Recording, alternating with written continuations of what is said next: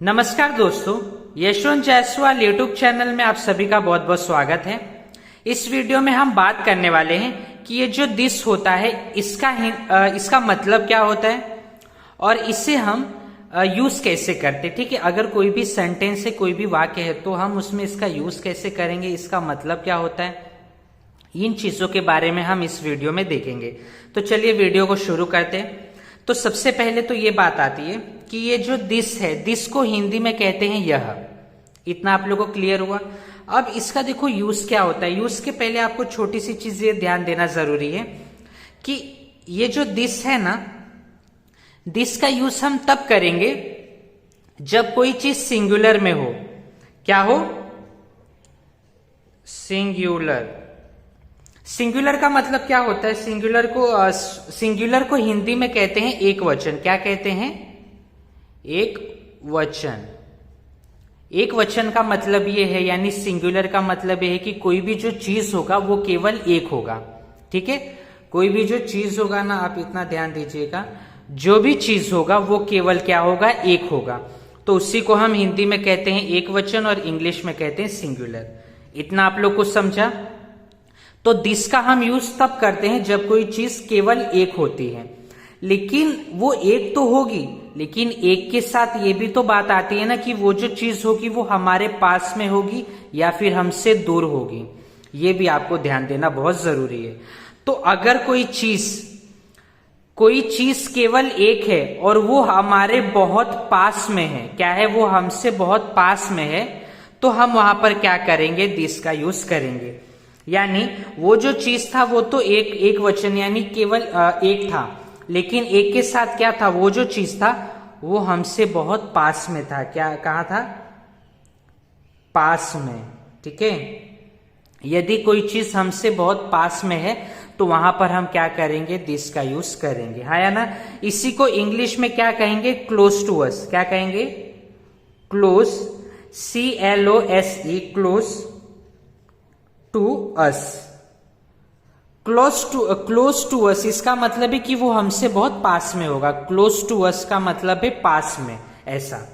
ठीक है, तो यदि कोई चीज सिंगुलर हो यानी एक वचन, केवल एक हो और वो हमसे पास में हो, तो वहां पर हम क्या करेंगे? दिस का यूज करेंगे। अब देखो इसका हम यूज सेंटेंस में करेंगे कैसे।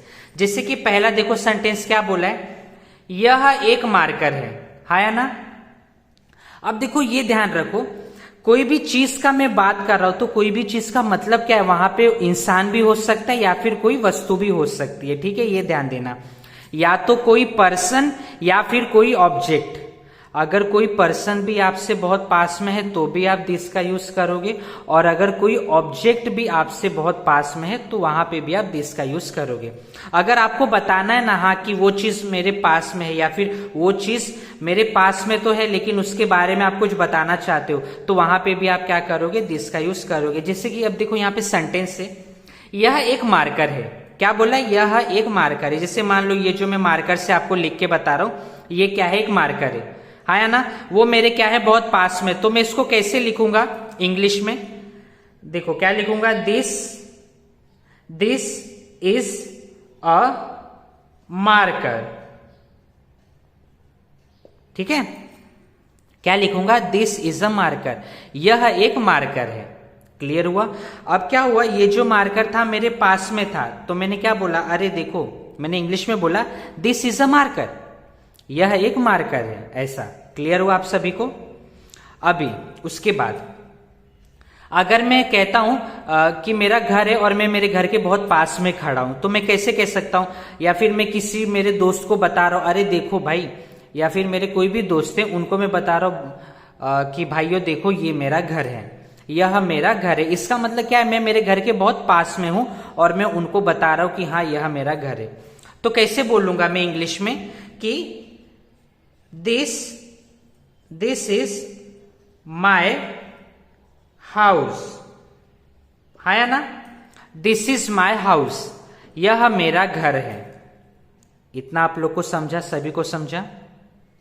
क्लियर है इतना आप लोग को कि देखो, जब भी कोई चीज अगर एक वचन केवल एक हो और वो आपके थोड़ा पास में हो यानी थोड़ा नजदीक हो, तो आप वहां पे क्या करोगे? दिस का यूज करोगे। ये आप लोग प्लीज ध्यान रखिएगा। उसके बाद देखो तीसरा वाला जो वाक्य यानी तीसरा सेंटेंस है वो क्या है, यह मेरी किताब है ना। यानी वो बोल रहा है कि आपके पास में एक किताब रखा है यानी एक बुक रखा है, ठीक है। वो बुक को बोल रहा है कि अरे दिस इज माई बुक, मतलब यह मेरी किताब है, ऐसा वो बोल रहा है। तो यह मेरी किताब है, इसको इंग्लिश में कैसे लिखेंगे, बोलेंगे दिस इज माई बुक। आया ना, क्लियर हुआ, सबको समझ में आया।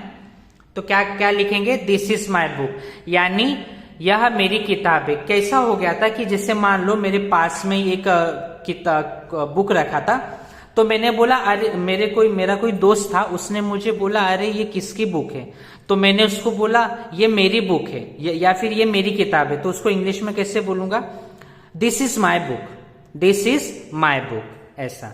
ठीक है, इतना आप लोग को समझा। तो देखिए अगर कोई चीज केवल एक है और वो आपके पास में है तो आप वहां पे क्या करोगे, दिस का यूज करोगे। ठीक है, तो मुझे आशा है कि आप लोग को इतना ये चीज समझा होगा और आपको ये वीडियो भी अच्छा लगा होगा। देखो मैंने ना आप लोग को छोटे सेंटेंस लेके क्यों बताए हैं, जिससे कि आपको समझ में आए। ये जो दिस का यूज है ना, हमको वो समझ में आए कि हमको करना कैसे है, ठीक है, और कब करना है। तो जब चीजें कोई एक वचन यानी सिंगुलर हो और वो हमारे बहुत क्लोज टू अस हो यानी हमारे बहुत पास में हो, तो हम वहां पे क्या करते हैं, दिस का यूज करते हैं। जैसा कि मैंने आपको सेंटेंस में भी ये चीजें कुछ बताई। ठीक है, अब मैं आपको क्या करता हूं, अगले वीडियो में मैं आपको बताऊंगा दैट के बारे में। ठीक है, दैट का हम यूज तब करते हैं जब कोई चीज क्या होती है, हमसे दूर होती है। ठीक है, वो भी क्या है, एक वचन यानी सिंगुलर ही होगा।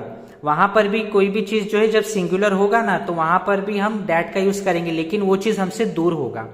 यहाँ पे क्या हो रहा था, ये हमसे पास में था, लेकिन जब कोई चीज हमसे दूर होता है, हमसे थोड़ा दूर होगा और वो सिंगुलर यानी एक वचन होगा, तब वहां पे हम दैट का यूज करेंगे। तो उसके बारे में मैं आपको अगले वीडियो में बताता हूँ। तो ये वीडियो देखने के लिए आप सभी का बहुत बहुत धन्यवाद। अगर आपको ये वीडियो पसंद आया हो तो प्लीज लाइक, शेयर और सब्सक्राइब करना ना भूलें। और अगर आपको इस वीडियो से रिलेटेड कोई भी दिक्कत, डाउट है, तो प्लीज आप मुझे कमेंट सेक्शन में जरूर बताएं। मैं उससे सॉल्व करने की यानी उससे हल करने की पूरी कोशिश करूंगा। चलिए बहुत बहुत धन्यवाद, मिलते हैं अगले वीडियो में।